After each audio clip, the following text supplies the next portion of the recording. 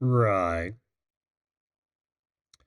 If you could work all Saturday and have those reports to me by first thing Sunday morning, that'd be great.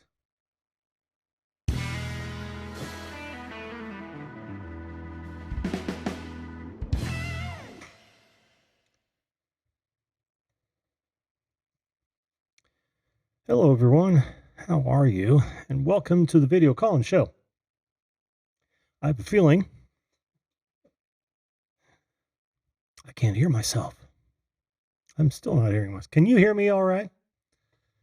Let me know if you can. I can't figure out why all of a sudden I can't hear myself. Bad bosses. We've all had them, and we will indeed have them the longer. Okay, good. This is strange. This is absolutely strange. I cannot hear a word I'm saying, which means I won't be able to hear anyone else. Wow. Bear with me here. This doesn't happen. Hmm. Testing 1, 2. What in the hell is going on here? Huh. Great. Great.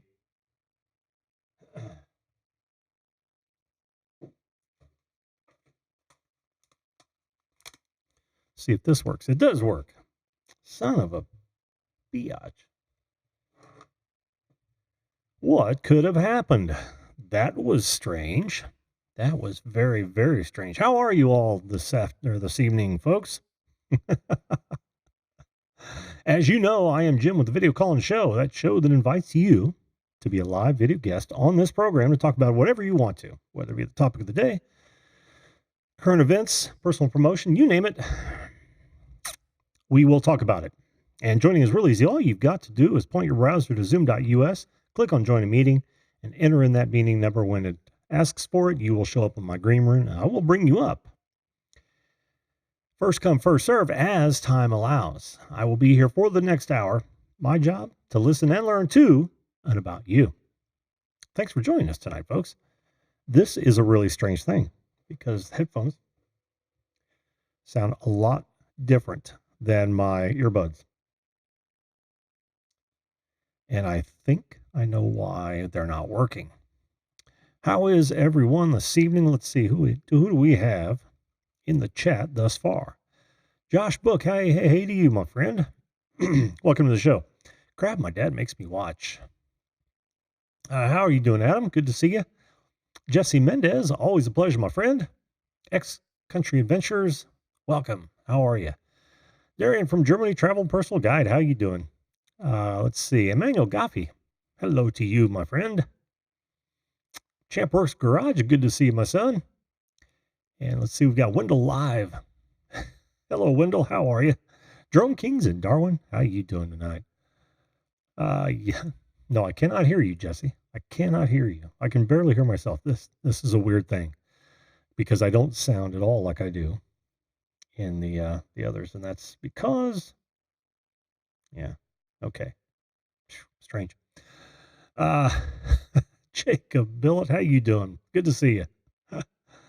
Oh man, Doug Betts, welcome to the show. Viewed this, welcome as well, and hello, Mike from Creator Spotlight Show. How you doing? I don't think I've missed anyone else, so welcome everyone. So tonight's subject is bad bosses. We've all had them, like I said, and we all will have them as time goes forward. I know some haven't. A lot of us have been very fortunate in that we've been self-employed, myself included, for much of my professional career. But that doesn't mean I haven't had my share of bad bosses. I've had some good ones too. I've had some really good ones, but there have been some stinkers. And the reason I brought this up as a subject is because I've got someone very close to me who's going through a bit of a hard time with theirs, and it's very, very similar to what you saw me parody at the beginning, stilted as that was, of the Office Space boss, the stereotypical boss, which I love that show. I don't know if you guys watched that movie, but that's a great movie. Um, but yeah, there's certain features or certain aspects about being a boss that so many miss. And I know Jacob's got some words on this one because he consults on this sort of thing. So, what the hell's the matter with my voice tonight? At any rate, the the one thing that people forget when they become or they get thrust into a supervisory position is that one is they lose their sense of empathy. Number one, but then again, a lot of that has to do with pressures that they're feeling from above. Tony, my back is there's no change, although I do have an MRI scheduled for a week from Saturday. So that is a bright spot. Although I also have to get my head X-rayed, and no, it's not what you're probably thinking. It's because back in the '80s, I had a sliver of metal thrown into my eyeball, and even though I told them that it was long since drilled out, and that's a whole nother story. It was drilled out, and they said, no, we've got to make sure that it's entirely gone. And I'm like, okay, all right, yeah, me too, Jacob, me too. You'll appreciate this, Jacob. It was in the motor pool when that happened. When I was draining the air brakes on a deuce and a half, and it kicked something up off the gravel right into my eye, and yeah, they literally drilled it out. It was remember this was in the '80s, so it was a lot different then than it is now. Um, Thank you, Tony. Viewed this. I appreciate that, my friend. Um, so I'll just wax poetic about some of the bosses I've had in times past. I've found that most of the bosses that I've had over the years were not ready to become bosses. One, they they either they either found themselves on a power trip, which is never a good idea because you lose that sense of empathy, and you can have empathy and still be a leader of men of people. Or on the other side of that is they completely or they could not find a way to separate themselves from the personal lives of their employees. In other words, they became friends or remained friends with the employees, and you can't do that either when you're in a supervisory position. It's a delicate balance. I mean, you've got to listen, you've got to be there, and all that, but you always have to remember that you're not their friend. Them damn deuces. Oh man, hit you in the head. Oh no, explains a lot. Yeah, I know. But I love those things, man. I got to drive so many cool vehicles in the military. I drove a Gamma Goat. Remember those? It was right at the tail end of the Jeeps, so I got to tool around in the Jeeps. How you doing, Scully's House of Thrillers? Good to see you. And of course the M880, which was the worst military purchase I think that has ever gone on record. And that was an old Dodge. There's the old series of Dodge pickups. God, those things suck balls. Then they replaced those with the Cuck V's, which were basically Chevys. They had both the Blazer and their half tons. But that was very cool, and I loved the Deuce and a Half. Driving driving that was a lot of fun. Not a lot of yeah, M880s, man. Oh God, they sucked. And imagine them with the communications boxes on the back. Oh God, it was awful. It was awful. I mean, we spent more time fixing those than we did fixing our radios. It was something else. But yeah, that was those Deuce and Halves, man. I love those. I love those. How you doing? Not a great gamer. Good to see you again, my friend. So anyway, but you know, there's another thing about people when they get in supervisory positions is that especially when they have an odd sense of superiority, uh, or I should say, an inflated sense of superiority, things start happening. Like Do you guys know of these type of people who have conversations in their head and are sure that everyone heard those conversations? I know people who aren't in a supervisory capacity who have those kind of personal conversations all the time and expect everyone to know exactly what was said in that meeting up here. That drives me nuts to this day, whether I'm dealing with someone in a supervisory position or not. That drives me bonkers. It should have been on the pet peeve show, but it wasn't for whatever reason. So know now that if you have a conversation in your head, no one else is privy to that, and you've got some explaining to do when it comes time to get your ideas across. Uh, what else can I say about bad bosses? The one thing that is probably missing, and I'm sure Jacob will agree with me here, is proper training for supervisors. Not a whole lot of people get training to be in a supervisory position prior to being thrust into a supervisor or accepting a supervisory position. And I think that is, yes, assumption is the mother of all fuck ups. You're right, Adam. You're absolutely right. But I think it's imperative that one become trained, or at least take some courses where you can learn the ins and outs of that and human resources and even some labor laws, because you're going to know that. You're going to have to know that moving forward when you have um, decision making power over a number of people. So that's Seagull. Bleep, bleep, bleep. Outdoorsy Gallo, how you doing, Chrissy? Good to see you. Let's see. I want to hear your bad boss stories, whether I'm wearing headphones or not. I want to hear you because I should be able to hear you, and I honestly need you for test. I wonder if I ran over this cable with this new chair and severed it internally because, or maybe it's just not hooked up anymore. I don't know. I'll have to run some troubleshooting on it. Hey, Luke Duke, how you doing, buddy?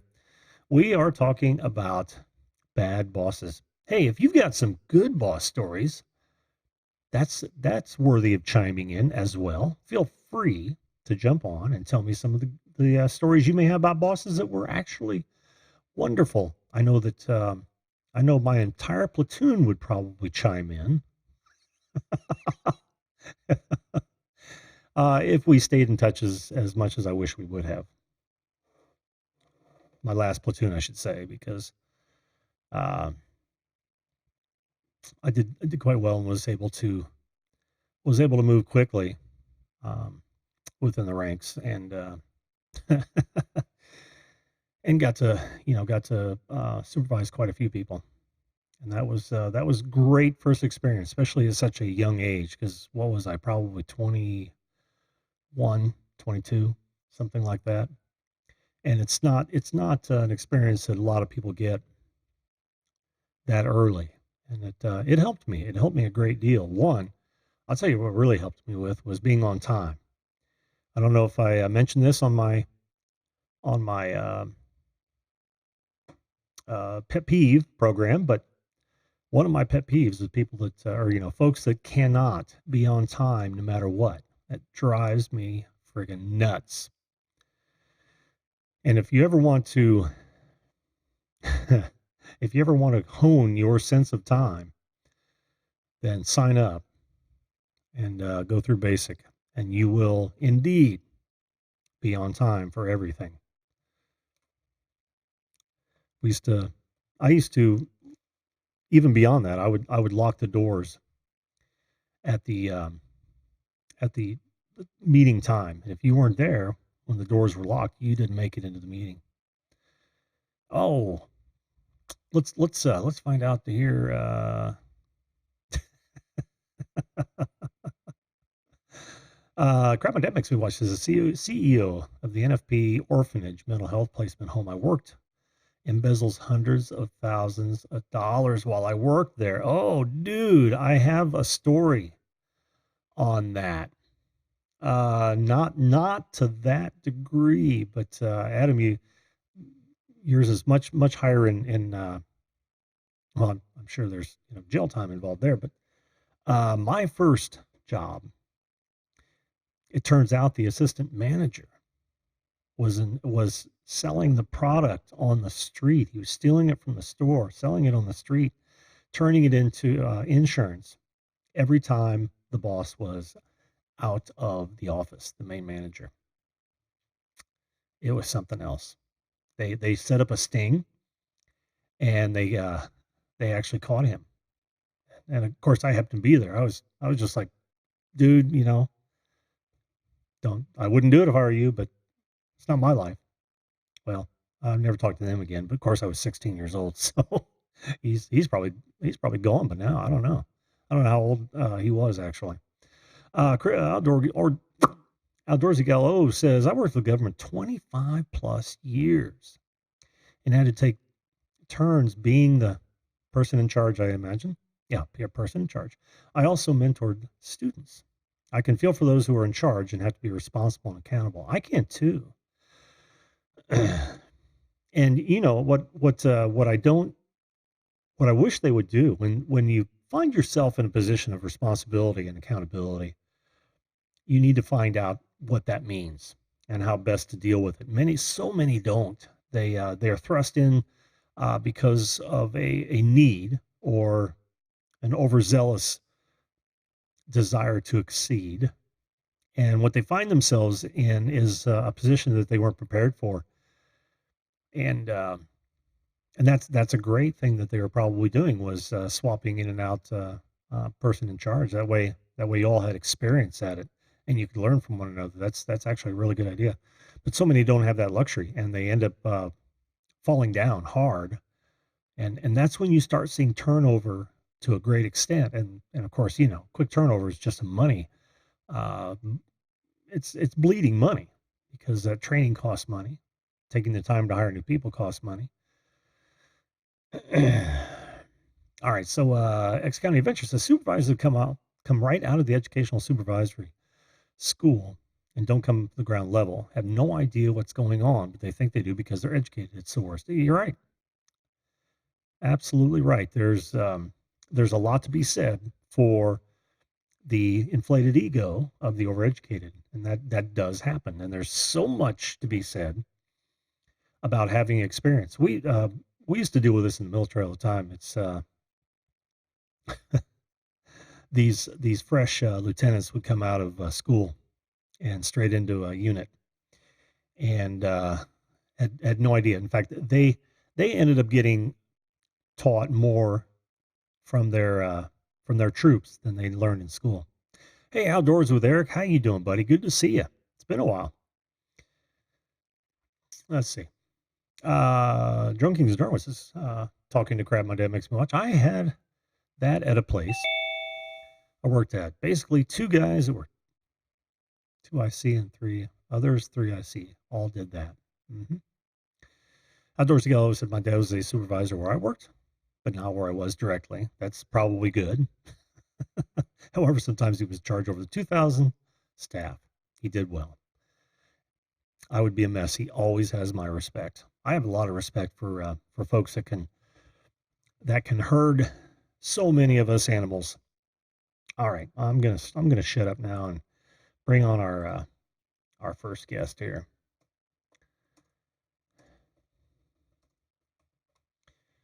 And I'm sure you guys are all happy about that.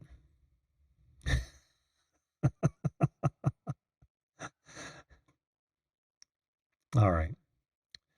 I'm ready for you, not a great gamer. And of course, Jacob, you'll be next, buddy. So hang out with us. Can you hear me? Yeah, unfortunately. Well, that started out ugly. Right, hang on. Bear with me 1 second, sir. Sure. I'm just trying to fiddly diddly here and figure out what on fudge muffins. There we go. Yeah, it's okay. Woo! It's not I'm like here. it's not I'm like we're here. it's not like we're live or anything. Well, I don't know what the hell was going on. How you doing, man? I'm all right. Same shit, different day. Same shit, different day. I heard that, my friend. I heard that. I ain't So, got nothing to say. Nothing old to contribute towards this one. no, you've Yeah. never had a bad boss? They've all been good or Last mediocre? last boss I had that was a cock I head butted. That was a long time ago. Oh yeah. Yeah, awkwardly, a very, very long time ago, over 10 years ago. Uh, I'm not allowed to work at the moment because I'm registered as autistic, which is a pretty cool thing. Woo! So I'm a lazy bum and I'm stealing all your taxes, everyone.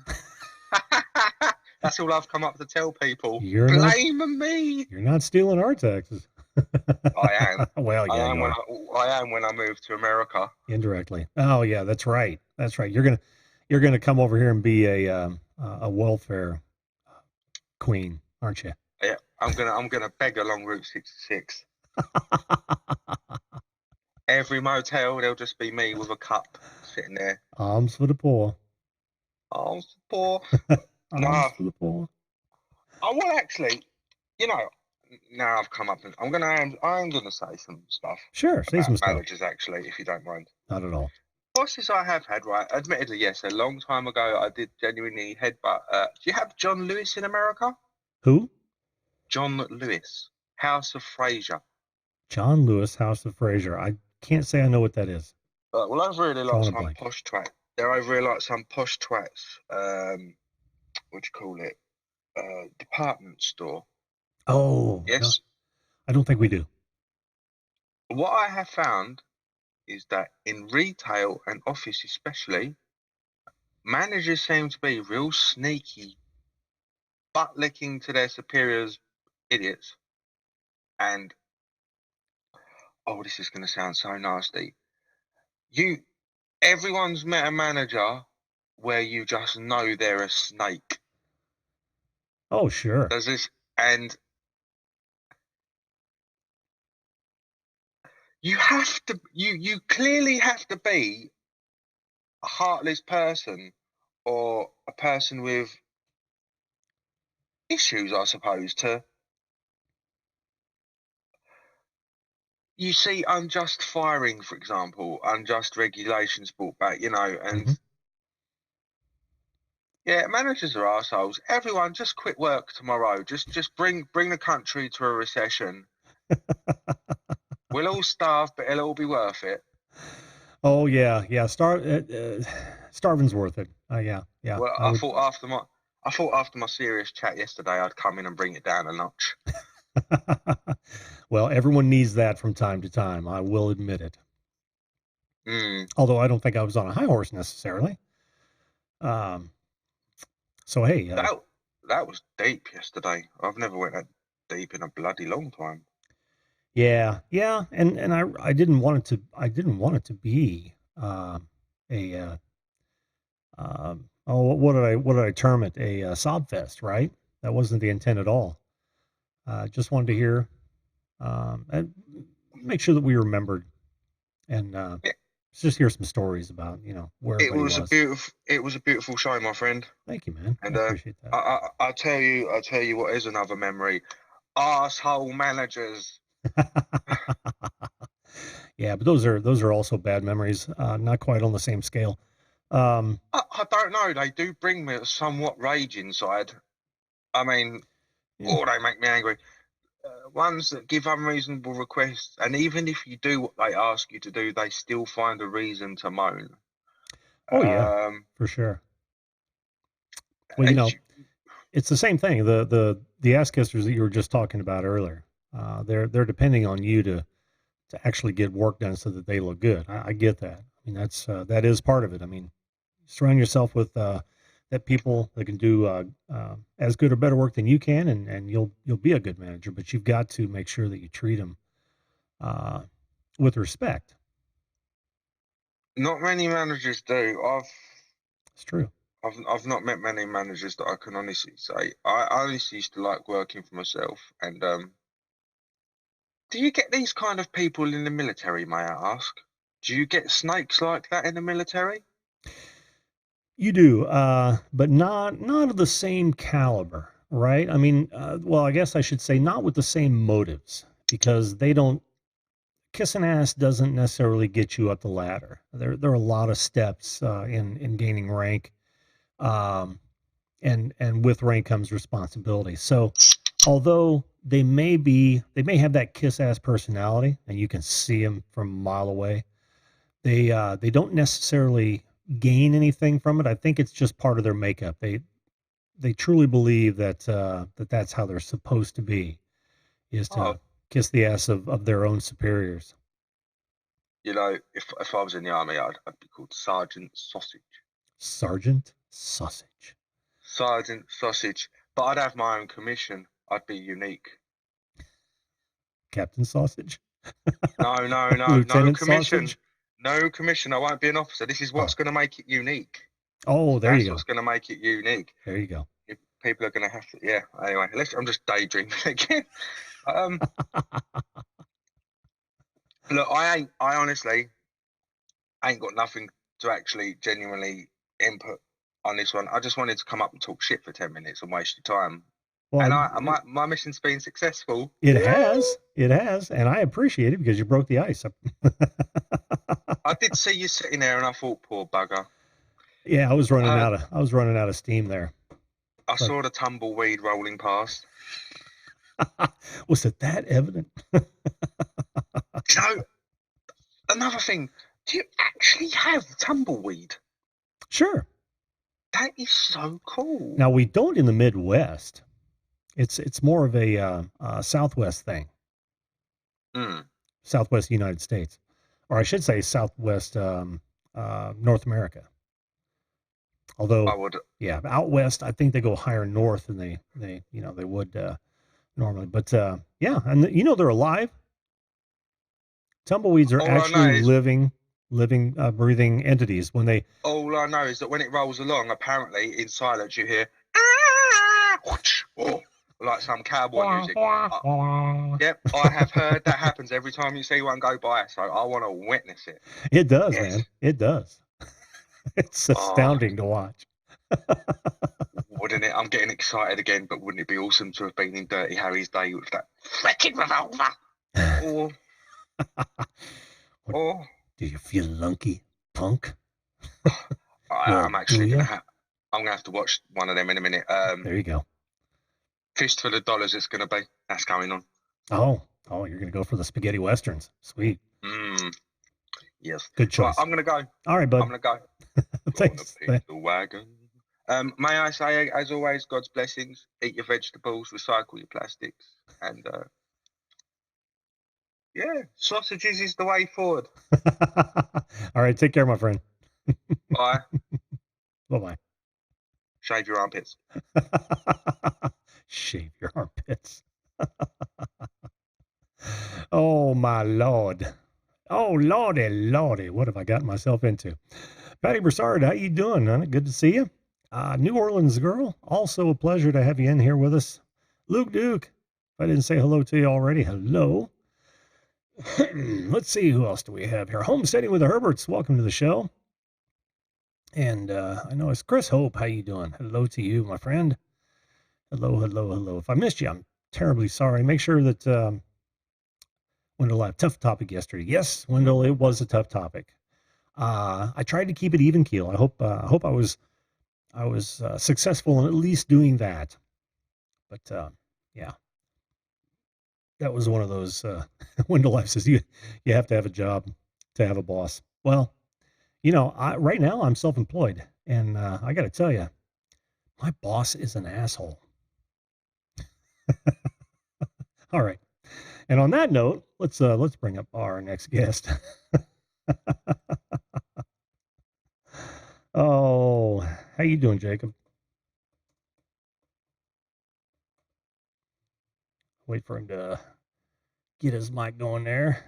Can you hear me? I can't hear you yet. Check the lower left of your Zoom interface and make sure you click the up arrow on the microphone and make sure the one you're using is actually chosen, and we will be able to hear you. Oh, yeah. Last night's show actually. Uh, man, I was exhausted after that show. Like they said, like you said, it was heavy, but it took a lot out of me. I was done. after that show. Absolutely done. You can just keep checking and keep talking, Jacob. When we can hear you, we'll hear you, bud. And oh, so how are you guys tonight, by the way? Mike says it's working. No? Can you say something, Jacob? Nope, not working yet. I don't have anything muted. I'm not seeing any VU. Oh wait, I am seeing. Why am I seeing VU and then all of a sudden it's not working? Let's see here. That doesn't make so. Unmute you.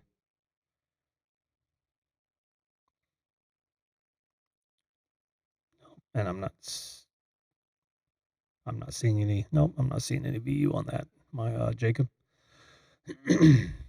Let's see, where was I? All good here. Great, Wendell. Glad to hear it, my friend.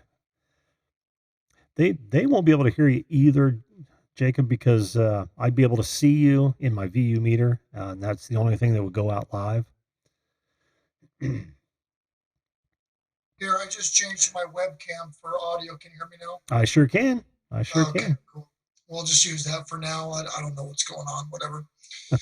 Well, when you click that up arrow next to the microphone in the Zoom interface, did it give you the choice of your headset mic?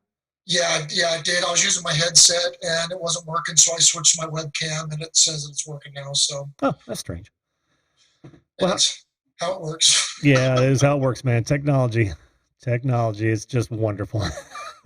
How you doing, buddy? Good, man. Good. I really appreciate you stopping by my feedback show on Friday, man, and offering what you had to those people. So it was great. We had a good show. A lot of knowledge was going on. So I just want to say thank you for stopping by and for your support, man. Oh, you're welcome. You're absolutely welcome. I was happy and I enjoyed myself. I honestly did. I wasn't trying to be the naysayer on tag specifically, but No. okay. Because I mean, there's two different philosophies going on right now. Because from your sources and from what you've been hearing through the grapevine with the tags, and then what also is being put out. So I mean, any educated person is going to take both sides of the story and figure out what works for them and what doesn't. And if the philosophies that I'm using and telling people now is getting outdated, well, then people need to know that. So I mean, your input is very welcome. Is absolutely welcome. Were you able to watch that video that I linked to? I honestly have not, but I will be. I've been really super slammed with this kid in my schedule, but Sure. I actually, if you can, because I'd have to go through all the chat on that last live stream. If you could forward that to me again, I really would appreciate it. You could actually do a search for vidIQ. Do tags matter? And vidIQ. Tell me, write that down. Yeah, it's a VIDIQ, right? Yeah, vidIQ. Do tags matter? And it should be the first one that shows up. They only did it about just less than a month ago, I think. Yeah, excellent. Because I mean, the more educated that I am on things and what works, I mean, you just give a better service to anybody else, which really kind of leads me into what you're talking about. And I have a true passion about what you're talking about tonight. So I'm gonna blow up your ear here for about 10 minutes. I knew you were going to, and I had to get a hold of you. I'm like, dude. As soon as I saw you in the chat, I thought, I know this guy's got some stuff to say about it. But I do want to say, before you jump into that, I'm going to add to what I was talking about in your chat for those who caught it or maybe are wondering what we're talking about with tags. My research and from there's actually been two YouTube sources directly from YouTube that said, well, we don't put as much emphasis on tags as we used to.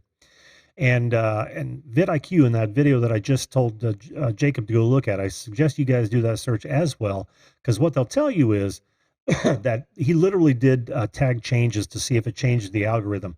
He could get it to change if he changed the title and description, but the tags did nothing. And that's just, it's anecdotal, but it's something to mull over. Now, what I wanted to add to that was, it's if you're going to use tags, and I would suggest you do, like you were talking about, Jacob, it's better to have and not need than need not have. Just make sure they're relevant. Me personally, I've already discounted them to the point where I don't even bother, honestly. but that's just me. And I'm doing a lot of things that are algorithm non-friendly, not on purpose necessarily. It's just that I'm not in such an all fire hurry to please the algorithm myself, but I know a lot of people are, and I just say that as a sideline of advice and to clarify, what you and I were talking about. So Yeah, well, and then again, just to touch on that for another 20 seconds here. So with your title and your thumbnail, now your title is a searchable, indexable piece of data as well that is put on top of the tags. I will always say that a relevant title and a good searchable title is going to trump keywords. I absolutely agree with that 100%. Not only is it what people are going to see when they see your thumb, and a lot of people say the thumbnail should be more emphasized more than even SEO and tags. They're saying that thumbnails and searchable title is really what gets the people to click on, which is what you're trying to do. That's to bring people, to funnel people to your content.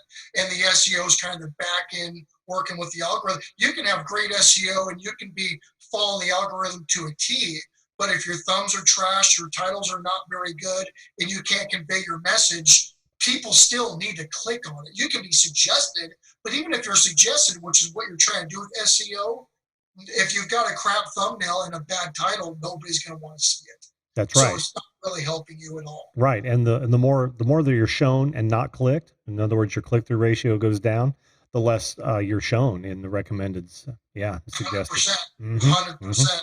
Absolutely. Yep. Oh, 100% agrees there. that's why I always say that if you really want to help out a channel that you enjoy, click on their video from your recommended area. That really helps them out. Agreed. So yeah, no, I'm glad that we were able to touch on that a little bit. Good. And again, yeah, we're same team. We're both trying to help people. So I'm actually really glad you came in, because now this is going to make me go and do more research, and you can never do enough. So and that's something that a lot of bosses need to do. But Nice segue. right? You like that way? Loved it. But anyway, so bad bosses, right? So we both have them. Especially in the sales. I worked sales for a long time, and you'll get a lot of those in that, but it doesn't matter. It's all about buddy. It's all about how much money you can rip people off of. It doesn't really matter performance or individual situations, or having the customer's best interest or whatever. So, but that's an entirely another subject. Well, you did hit on a couple of things. Matter of fact, not a good gamer, not a great gamer. That was on. You did ask about this as well. So, like the military wise. So, you were talking about officers that come in ROTC. They go and they do their officer school, and all of a sudden, now they outrank the platoon sergeant being a butter bar, which is a first lieutenant, or excuse me, a second lieutenant. Yep. So you got, and there's two different types of officers in the military.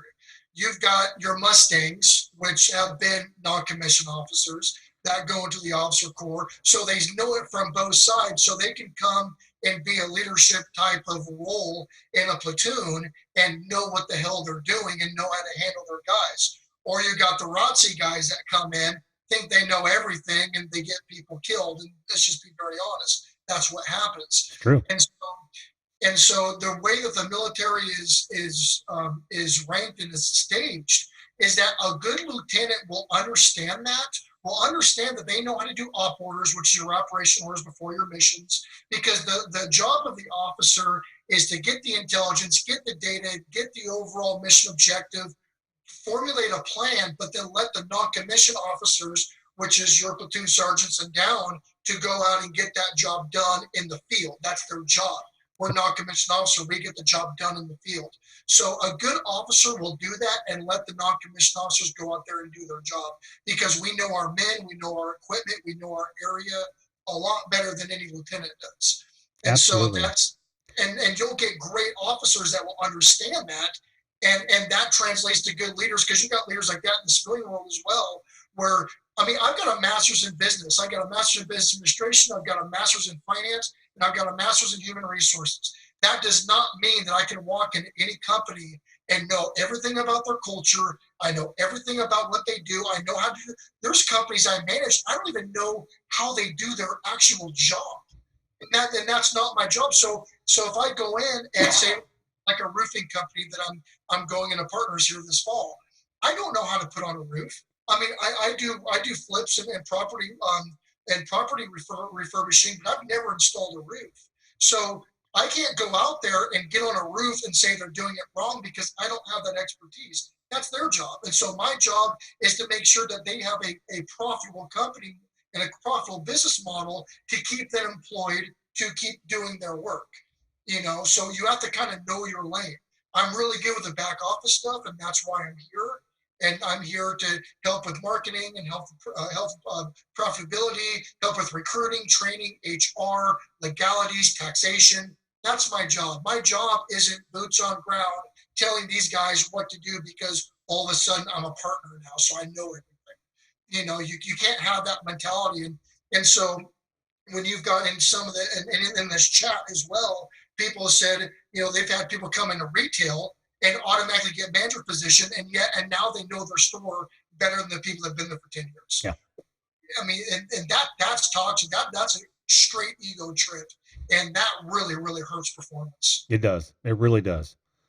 Well said. Well said. And I would argue that not argue, but I would also say that most of the Mustangs were some of the best, right, coming back in because they did know both sides, and they, absolutely. yeah.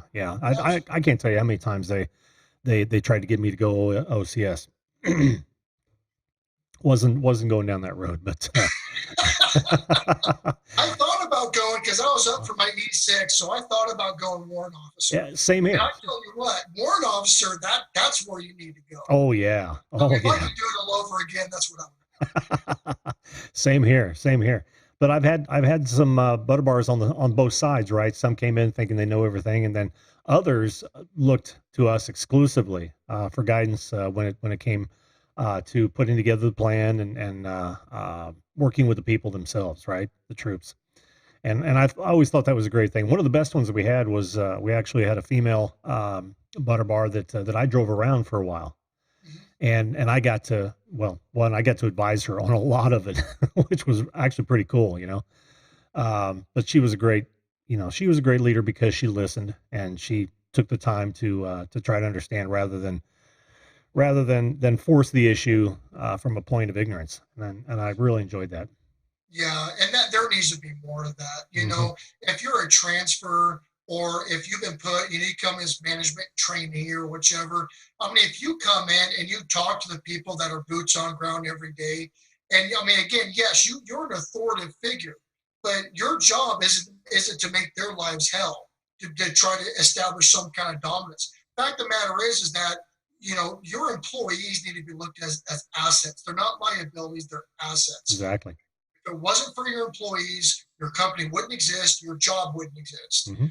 So if you sit down and if you have a one-to-one and when you're going through your training and you link up and you have people show you what's been working for them, you can always offer some kind of suggestions for improvements if there's problems. Mm-hmm. But that's not your world. That's their world.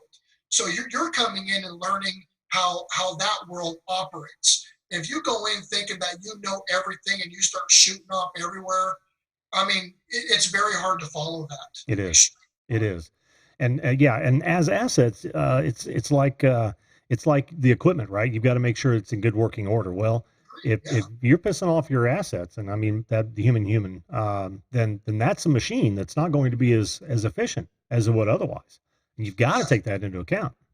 And as a manager, I mean, it not only is employee retention and performance and everything, is that not only your job, but your job is to create an environment of cohesion to make that well-oiled machine continue. So you're not only are you a manager, but you're also helping everybody grow to hopefully outrank you one day, because that's the goal as a manager. You want your subordinates to be better than you. Yes. And that really is the goal. I mean, and as a manager, it's not only just the job performance that's your duty. But there's a lot of life lessons. I mean, when it comes to encouraging people to enroll in 401ks or having health care or dealing with family issues, being able to take family leave, to know what they're legally entitled when it comes to separation for having a kid, Hmm. or education benefits. And I mean, there's companies that have tuition assistance that employees don't even know about. So as a manager, it's your job to, if you've got employees that are should be better than where they're at now, or have more to offer, or potential manager material, or whichever. I mean, you're supposed to foster that growth Yeah. and hopefully replace you, because if they replace you, then that is a direct result off of your ability as a manager for you to move up in the ranks if that's what you so choose. I was I mean, just going to say that exact thing. That exact thing. I mean, it's and it's the insecure that don't do that, right? The yeah, I yeah, agree. Yeah. yeah, it's the insecure that don't train their replacements. The reason they don't is because they figure they'll be replaced when they're not thinking of, you know, above and moving up and out. Exactly. I mean, if you are a manager and if you are not proud and happy of your employees absolutely kicking ass, not to make you look good. I mean, you have an interest in performing well, but that shouldn't be your sole driving factor. I mean, you want to see people do well for themselves, and that's what creates that camaraderie. And that's, as a veteran, that's a lot that you and we miss out on. I mean, Yeah. I'll tell you right now, I have yet to find groups of people that were like how it is in the military, that can truly place the mission above anything, above life or limb or eyesight. I mean, they can place the mission above everything else, and let's get this thing working. Let's help each other 100%. We're involved with each other, and let's do this. And I really wish that mentality was more popular than it is. Well, how much of that do you think is could be attributed to lack of competition? And let me fill that out a little bit. Okay. When we were in the military, and you know this as well as I do, a lot of times you would have interplatoon competitions, right? Yep. And even between companies and whatnot. Yep. And that drove you as a unit to excel because we all got to share in the success if it was a success, or we all get to learn from failures if it wasn't a success. Well, we don't have that in the business world, or at least not a direct parallel of that I've found. How much of that do you think plays into, you know, what we're missing between, you know, the military life and civilian? You know, I guess it depends on what market you're in, because I do like, when I was managing crews, I owned an insurance agency for a while. So I would have different sections, and they would compete against, what premium they got, or how many policies were sold, or whichever. Sales is very big on a competitive nature, Oh yeah. to the point where kind of the customer, the best interest of the customer, which is what your fiduciary duty is. Like selling, when you're selling insurance, especially health, cancer, accident, heart, whichever, your job, you are have a legal obligation not to oversell. So when you're trying to do competition like that, like people will start, they want to get the prize, right? And so they'll start giving a disservice to get that prize. So I think it really depends on what your industry is. Now, if it is, say, see, that's hard, because when it comes to increasing sales, the quality of the interaction goes down, Yeah. and any kind of When you're sales. just after numbers. Yeah. Absolutely. So I don't really know, because I don't think a lot of companies can really do that anymore, besides straight sales, really, like auto sales or whatever. And I did that for a long time. I owned an auto lot. And we would have spiffs or whatever. But then it got to the point where, like, if I was spiffing one of my guys $700 on a sale on top of their commission, they would walk. If they weren't walking around bragging about, how much this car helped them, they were bragging about how much money they made, and how this was a pounder, and how they ripped them off on their trade. And so I just don't really know if it instills the community, or the mission, or the business vision, that it should. Like in the military, most of our, and I forgot what it was, like our platoon trials, or we just get the banners on the flags, or I forgot what the hell they were called. You know what I'm talking I know about. what you're talking about. So we used to have it on our battalion flag, or Yeah. our flag, or whatever. The streamers. But anyways, most of that was like, no matter what, like we were doing our BRM, basic rifle marksmanship or PT or whatever. So we pushed each other to do better, to be better soldiers. Right. And I just don't know if that really translates into the civilian world without because the better soldier you are, the better quality you are. Well, the more money you're making in business, it doesn't necessarily mean that you're a better person for doing that. Yeah, but what I was actually thinking of, you brought a great wrench into that works, which was sales. I hadn't even considered sales and how that could have a downside. I was thinking more along the lines of specific industries that that weren't after consumer dollars necessarily, but certainly after the best in performance. And you could almost attribute, or you could almost put this into like a warehouse environment. I know it's a very different thing. Okay, yeah, there you go. Yeah, Yeah, thank you. I wasn't thinking that way. yeah, like shipping is killing it. We're waiting for your boxes. You guys got to step it up because these guys are just working like a well-oiled machine. That doesn't really happen as far as in most industries that I've been in, because I've done the same thing you have. Being an independent contractor, I've worked with a ton of different type of businesses, and I never see that sort of internal competition that goes on. That's not directly tied to consumer dollars. It's more of an interdepartmental competition, like we Okay. used to see in the military. Because I saw everyone in our like company as virtually as the same company, right? Well, forget the the actual similarity in name. Even though several of them had different jobs, right? But there were several other companies just like that, and that's where the competition came from. But there were also different platoons within that company that had internal competition as well. And like you said, it made us better soldiers because we always wanted to be the best at whatever it was we were doing. Oh, it's an addiction. Yeah, it is. It absolutely I mean, is. yeah, I mean, because, and that's the cool thing because, I mean, how many employees wear their company like a badge of honor like we did? Oh, hardly any. I mean, yeah, and that's, I mean, a lot of people don't want to talk about work or whichever.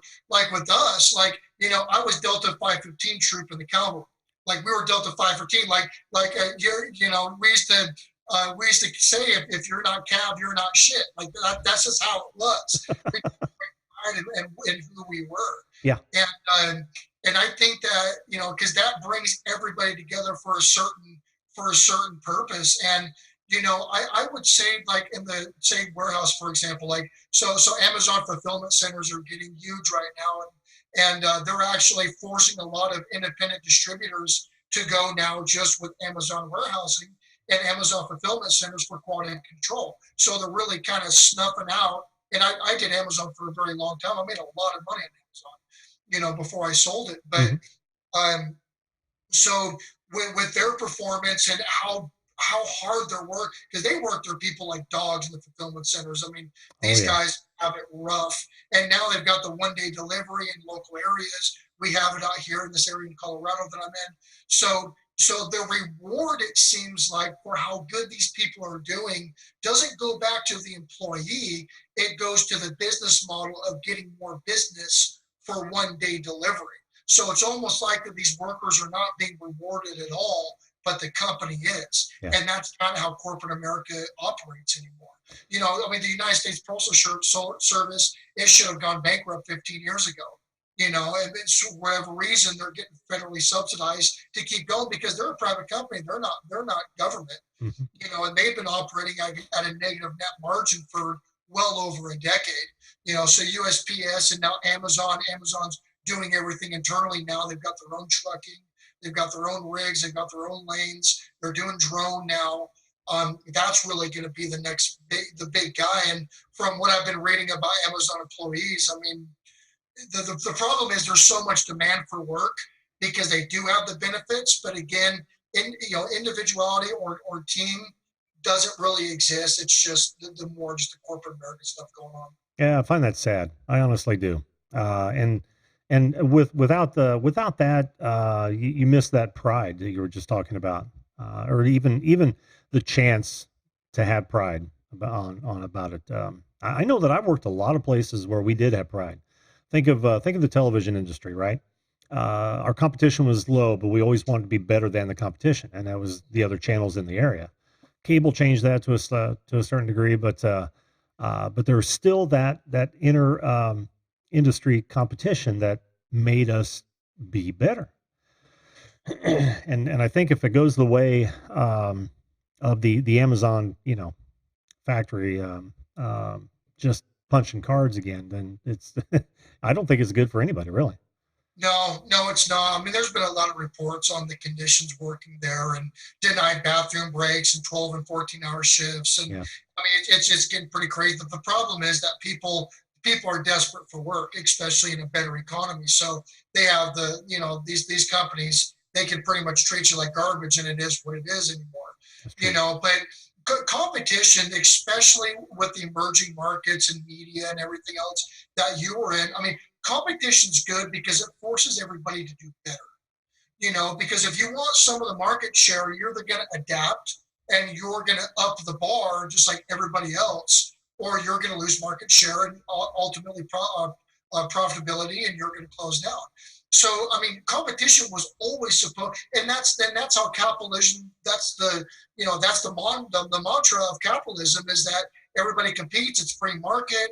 You're always forced to do things for a better price, better quality, better whichever, and that's how it's supposed to be. The problem is, and that's why the government has stepped in on a lot of these big mergers, is because things are getting so monopolized that there's no more competition. I mean, who's going to compete with Amazon?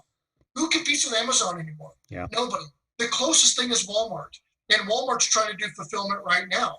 Other than that, nobody touches Amazon anymore. that's true. And so who does that?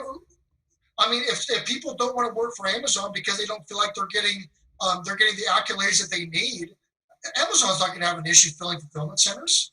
No. They're not going to have an issue. I mean, because again, they're taking over so much market share that you're going to be working for Amazon. Yeah, Eventually in the retail sector. So, and I think that really hurts that because that wasn't the spirit of capitalism. The spirit of capitalism was to always have competing industry. If something got too big, like AT&T and telecommunications mergers, the government's supposed to step in and go, no, you got to break things down, like what they're trying to do with Facebook right now, which I'm completely on board with. Big tech has a lot of power right now, especially with influencing and with influencers and controlling media, controlling the outlet of data. I mean, even like you pointed out the other day, the suppression of YouTube videos on Facebook. Where like you have to load it as native Facebook contents and then hide your URL to link to your YouTube, or else they suppress it. It goes to the lowest priority. yeah. So you have to upload natively to Facebook to get any kind of exposure. Mm-hmm. So, I mean, they're controlling the access to information for a lot of people. And so if you break it down to smaller groups like the government with our three branches, in theory, there's supposed to be a checks and balance system to where, you've got opposing competing markets that should keep everything fair for the consumer. Mm-hmm. And Mm-hmm. and that, like with today's world, man, when it comes to award, I mean, it's the individual employee is not seen as an asset and is not seen as vital as I think they should be, because the world will stop without our blue collar, without our entry level. Everybody's looking to go into management right off the bat, but the true backbone of this economy is our blue collar and our entry level. That's I mean, true. that really is where the work gets done. Yeah, that is true, and it's sad that it's heading down that road. And to further that with big tech, I think they're shooting themselves in the foot. They had every opportunity to float under the radar, and they decided to make themselves, or put themselves smack in the middle of that radar. What idiots! Yeah. What idiots! And it's crazy because you've got the power to do so much good. You've got the power. I mean, if you created a platform completely unbiased, Mm-hmm. completely free access of information, and just let it go, just let people be people without taking special interests. I mean, that's really what we're looking for. And here's the thing that really gets me going, and not to take up all your time, so your show's only an hour. Yeah. But I took part on several decentralized platform projects. I was part of the Steemit project.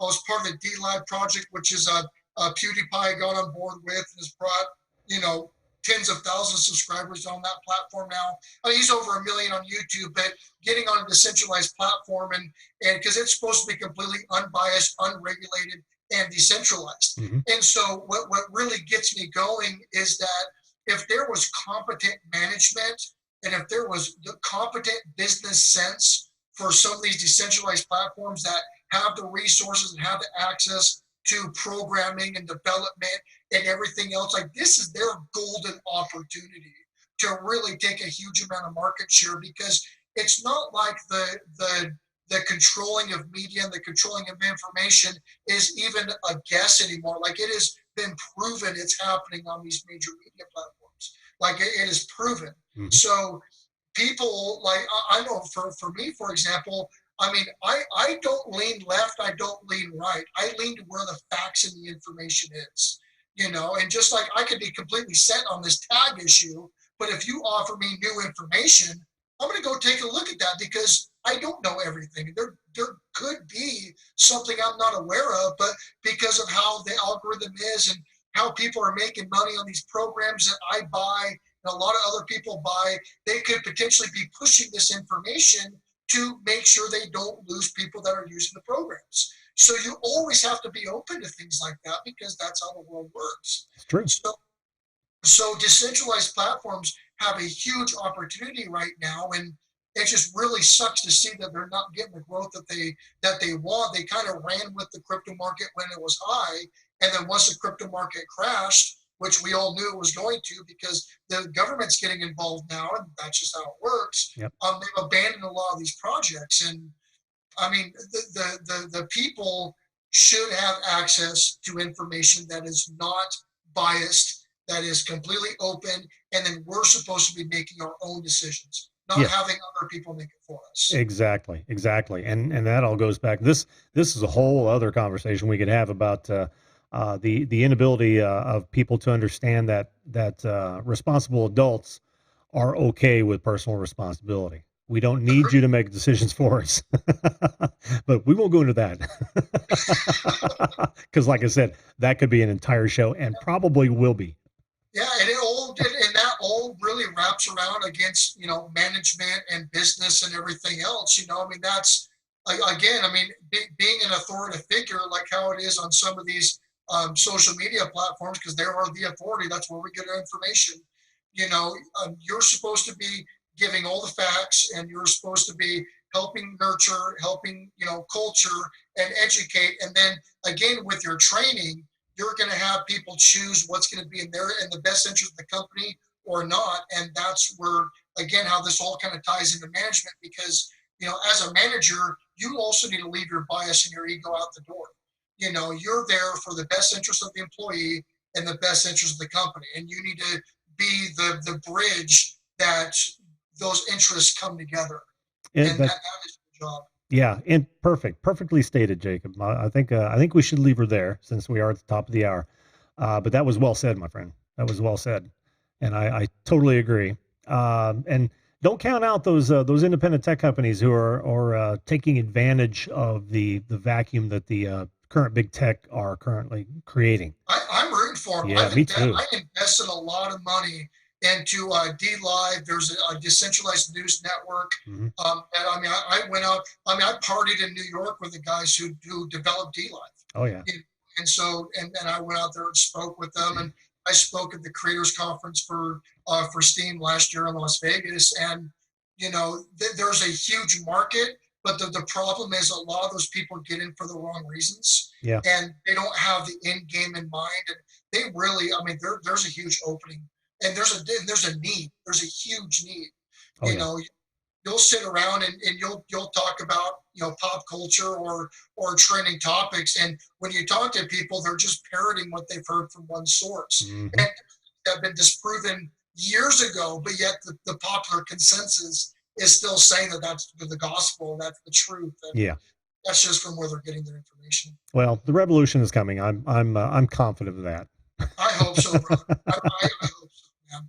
I really do. Well, let's save the rest of this for another show, Jacob, because I said, I think you and I could talk for hours on this subject. I I do appreciate your input on, management. I'll just leave it at management, not necessarily bad or good bosses, because I think a lot of ground was covered here. And your opinion is valued, my friend. Believe me. Awesome. If you're a manager, don't be a dick. You know, People. that's They're what without the people, you have no job. that's how I should open the show and close it right there. Hey, all right, thanks, brother. Appreciate it, Hey, man. man, it was great seeing you again, bro. We'll see you next time. All right, man, later. Oh, and he's absolutely right. He's absolutely right. If you are in management or getting into management, just don't be a dick. I love that. All right, folks. I didn't get to say hello to a few people as they came in. JD Tremaine, how you doing? Welcome to the show. I'm glad you didn't make it. M Living Art, of course, made you a moderator, huh? Because you've been on the show. You're a good person. Have I missed anyone else? If I have Jesse says he's F Troop, 8th Cavalry. Awesome. Charlie Company 9 Sig, if you're wondering. And yeah, awesome. So with that, I think more than one show. You're right, Jesse. Absolutely. Well, with that, I think I'm going to call this one a night. Don't forget, folks, that I don't have the still for it, but every tomorrow morning, 10 a.m., we'll talk about each one of these subjects. So if you didn't get on the show and you want to get back on and talk about any of the subjects we covered or anything else, join us tomorrow, Friday, 10 a.m.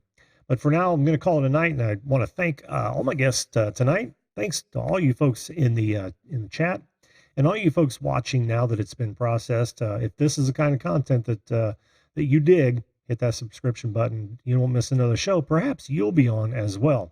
For all of you, make sure you treat others the way you would want to be treated. If we all did that, this world would be a fantastic place. With that, good night, folks. We'll see you live.